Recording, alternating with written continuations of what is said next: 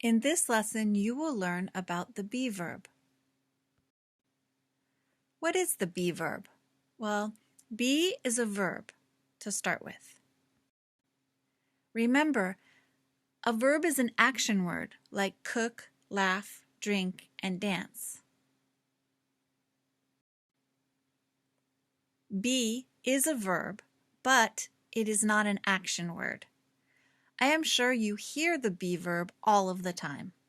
In fact, these sentences are full of the be verb. Let's look. Is a form of the be verb. Am is also the be verb. And are is also a form of be. Let's look at the verb chart for be in the simple present. Here's a chart with the pronouns, and here are the forms of the be verb. I am, you are, he is, she is, it is, we are, you are, and they are. You can see there are 3 forms of the be verb. Other verbs only have 2 forms, but be is always different. You can see that be is strange because none of these forms look like be. There's no letter B in any of them. Also notice that the plural forms are all the same word. When do we use the be verb? Let's look at this sentence. Mark drinks water. Mark is the subject of the sentence. The subject does the action. Drinks is the action. Drinks is the verb in this sentence. Mark is the subject because he drinks. Okay, now let's look at this sentence. The water is cold. What is the subject? Water, right? So water is the subject, and what does water do? What action does water do? Nothing. Water doesn't do anything in this sentence. Water just is. This is when we use the be verb in English. We need a verb, but there is no action, so we use the be verb to connect the subject to the rest of the sentence. The water is cold.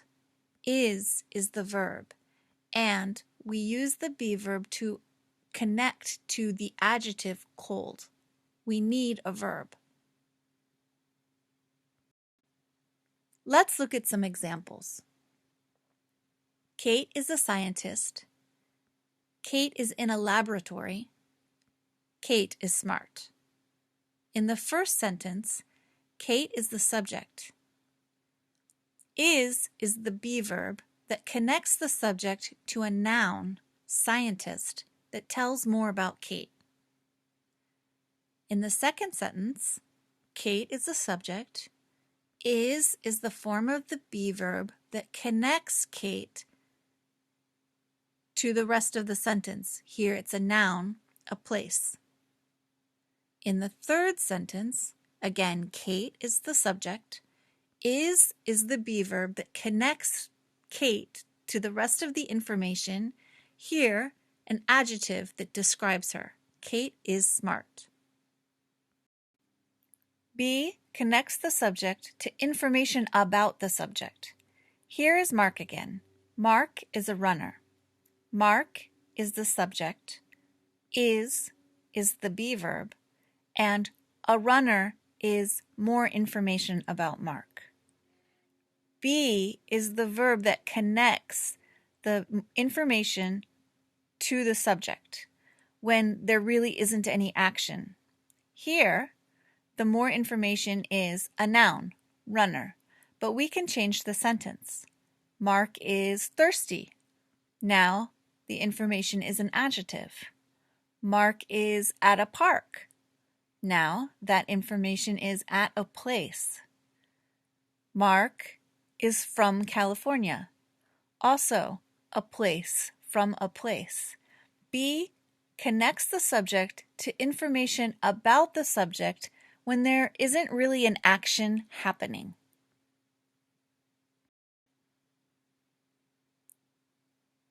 If you say to me, "My friend Diana, an engineer," I understand more or less what you're saying, but the grammar is incorrect. We need the be verb to connect the subject to the noun engineer. My friend Diana is an engineer. We need the be verb for the sentence to be correct. If you say, "These strawberries very sweet," I understand, but the grammar is incorrect. There is no verb in this sentence, and every sentence needs a verb. So we use the be verb. The strawberries are sweet. And here, are is the be verb that connects the strawberries to the adjective sweet. In some languages, you can say, "Frank in the kitchen," and everybody understands. But in English, this doesn't work. We say, "Frank is in the kitchen," because we need that be verb. Here's one more example. Can you see what is wrong? It is missing a be verb. What form of be should go here? Am. I am from California. This is correct grammar. There are 3 forms of be in the present, but we have more than 3 pronouns in this chart. Am always goes with I and only I, but look at are. Are goes with you, we, and they. And is could be he is, she is, or it is. This is why we always need a subject in every sentence in English. Let's look at an example. In English, we need a subject in every sentence. In some languages, you can say, "are interesting," but in English, we don't know what you mean. You are interesting, we are interesting, they are interesting. Since there are only 3 forms of be, we need to include a subject in every sentence. Are interesting is incorrect. Languages are interesting. Okay, let's look at one more thing about the verb be. We can use a contraction. Look at these 2 sentences. She is a student and she's a student. They sound almost the same. We see the be verb is in the first sentence. In the second sentence, there is just an S. This is called a contraction. A contraction is 2 words in one.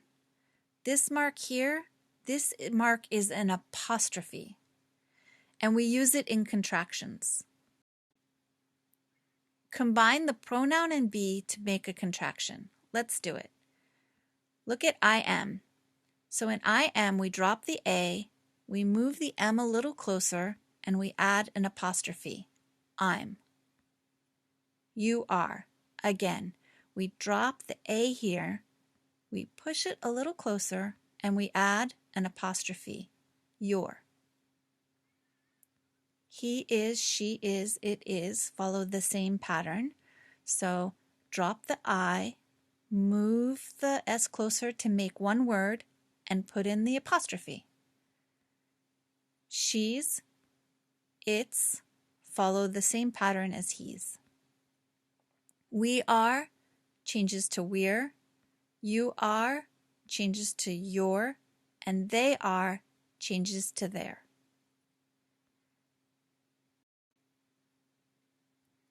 Fill in the blanks. Let's practice.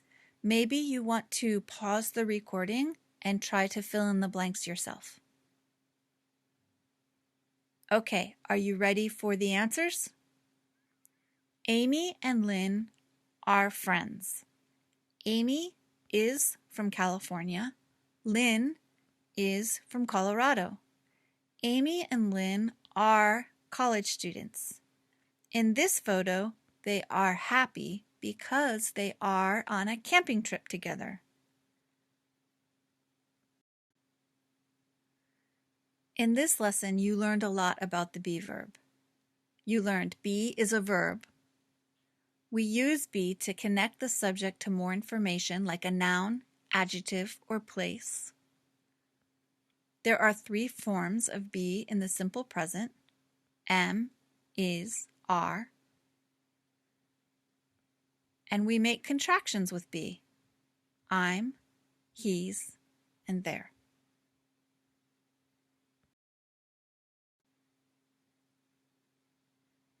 The end.